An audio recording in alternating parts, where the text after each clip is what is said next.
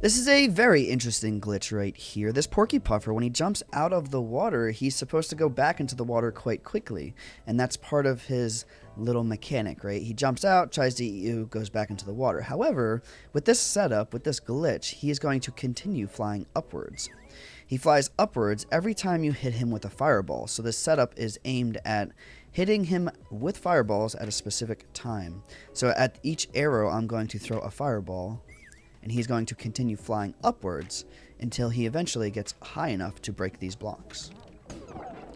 So each time we hit a new pipe, a new arrow, I'm going to throw a fireball out, and you're going to see him continue to fly upwards consistently until he gets all the way up here and blows that up. Interestingly enough, too, that explosion doesn't hurt us. I'm not sure if that's a normal mechanic, but the explosion does not hurt us. He does fly up quite a few screens above the water, so that's pretty interesting. If we do all of that correctly, we can go into this door and continue on with our level. This is a pretty interesting little setup. With this orientation right here, this lift is going to lift these thwomps up, and they're going to struggle, but then clip right through these piranha creepers and then kill the piranha creepers. Why do they kill the piranha creepers? Nobody knows. But check this out. These thwomps will clip through and then destroy. Bonk. Yep.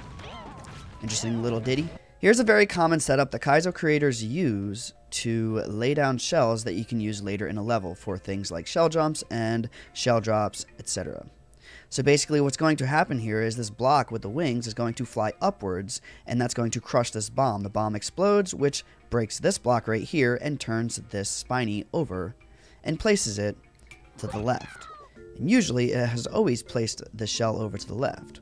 What you may not know, however, is if you place a parachute on this spiny, it will not go to the left, it will go to the right. So not much really changes between the parachute or the not parachute, but the direction of where the spiny goes definitely changes. This is one of those how come we never knew this little glitches. I assume that the parachute affects its positional change as the scene starts ever so slightly. So maybe it moves the spiny a little bit to the right, or maybe a little bit upwards. But either way, it affects the direction of which the spiny flies. So if the parachute is on it, it goes to the right. If the parachute is not on it, it goes to the left. It's kind of cool information for future Kaizo creators. This is an interesting little way to clip items into clear pipes in co-op maker mode. So basically, when Mario or Luigi grabs an item and goes into a pipe where they clearly cannot exit because of this cloud, they cannot actually get out of it, so they get stuck, they get soft locked, they get killed. The item that they were holding while they were inside of the pipe will actually clip into the pipe, so this includes enemies as well. So each enemy or item has different behaviors. Check this out. First, we're going to grab this shell right here, the Koopa, jump in there, and as you see, when it wakes up, it is going to die. This spiny is a little different. It will not die when it wakes up. It will kind of just walk around like this. So it is clipped into the pipe, and it is still walking, which is interesting in itself. This bomb has a different behavior as well. The bomb will actually clip into the pipe, but then it will blow up, which is kind of cool. These items over here, however, will just kind of clip into them. So they will stand upright. You would think that they would actually keep traveling with this pipe, the clear pipe, back and forth, but they do not. They get fixed into the clear pipe as though they are clipped inside of it. Pretty interesting little behavior right here. This spiny is a boss. How about it? Luigi deserved that. We've seen this setup in the past where this snowball, because of this conveyor belt, will consistently hit these two blocks. We've used this in other themes to consistently juggle Koopalings and keep them in their shell, which is kind of interesting. With this setup right here, this block underneath the cannon will consistently get hit as well, and it will be invulnerable to our slides. So Cat Mario will actually be able to clip right through this block and head on out the other side without destroying it. Check this out. So as you see, we kind of just clip through the first one, break the second one, and head out the other side. Very interesting little glitch. Very inconsistent little glitch, but very interesting. What we have here is a global resettable Kaizo block detector. So basically what's going to happen is this hidden block is going to be on this rail. It's going to get immediately hit by the spike ball, making it a hidden block that is on this rail because it falls off, and it will be behind this bomb. The bomb being on these snake blocks makes the bomb global. And the vines inside of the hidden blocks make the blocks resettable as well. So basically, when there are hidden blocks behind bombs, every time another hidden block gets activated, it will refresh all hidden blocks, which will blow up the bomb and then activate the on-off switch. So this is kind of an interesting mechanic, especially because it is global and resettable. So we're going to start Toad here from the beginning of this level and let it play out. So you see that hidden block with the vine is behind the bomb. I'm going to hit this block right here, and the bomb is going to blow up and activate that on-off switch. When I go into this door, everything resets. So the bomb is back. The hidden block is back.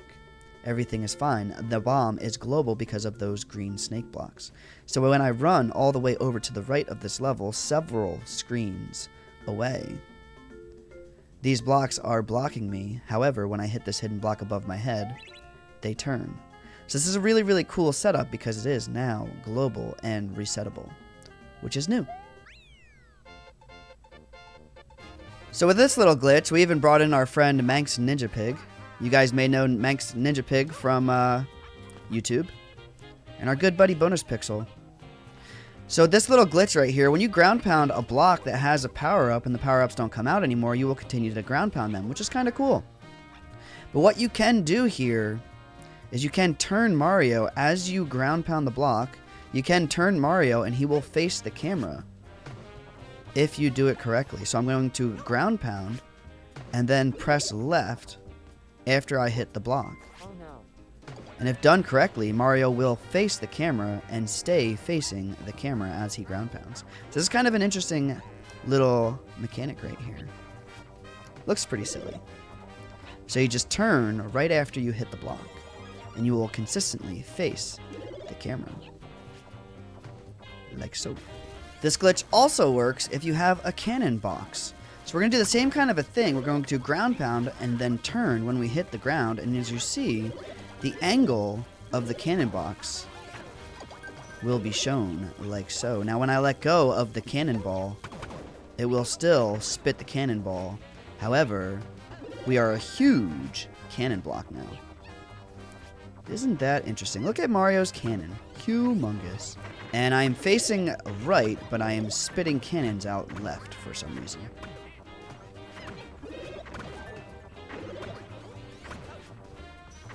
What a mess. Here we have a short little Uno Mas level brought to you by the great Psycrow. Essentially, we're going to play with a whole bunch of different spawn blocking mechanics. This donut block is on X or Y coordinate 1 or 32, and when that is the case, it will spawn block the pipe underneath it. So as you see, there's a piranha coming out of this pipe over here to the right. On the left, right here, there's a piranha coming out of it as well, or it's not coming out of it, it's spawn block. But as soon as you release that donut, the piranha comes out, so it could be a cool little trolley situation. The same is the case for these two red pipes as well. Notice I can grab these coins, no big deal. However, if I remove any of these coin ice blocks, the muncher will fly out of the pipe. So say if I grab this coin right here, muncher comes out and kills me. If I remove this coin block right here on the left, they will both spawn, killing me.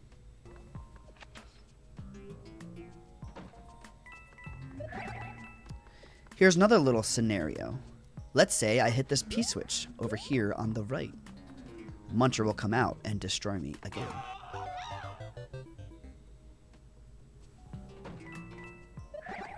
Even more interesting, if I ground pound this question mark block, which probably has coins in it, the muncher will come out of the pipe on the left. For some reason, ground pounding this block removes the spawn block on the left pipe.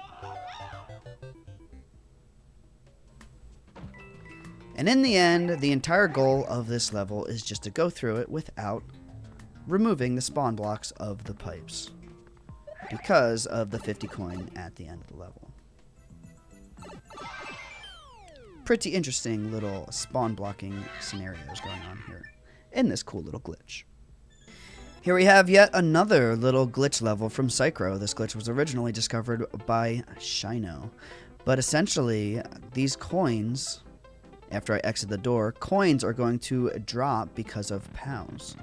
And those coins that are dropping right now prevent the loading of certain elements. As you see, I pass through the middle like that without all of those elements loading. The level asks me to hold right, but I cannot do anything if I hold right. What happens if I hold left?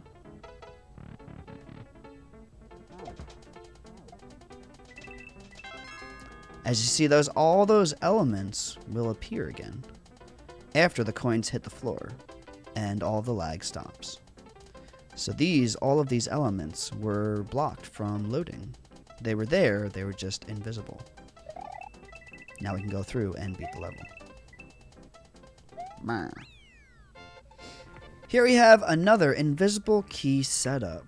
So there's a key in the middle of all of these blocks right here. When I activate this POW, all of the other POWs are going to activate, and all of these blocks are going to get destroyed. While these blocks are getting destroyed, it will give me a key. However, you won't know that you have a key because, I guess, all the particle effects blocks the spawning of the key next to Toad. So let's check this out. As you know, the key is in the middle block. So we hit all of these, the block does activate, and we have a key right now. But you wouldn't know it because there's no key trailing us. However, if I try to go into the key door, I absolutely can. Very interesting.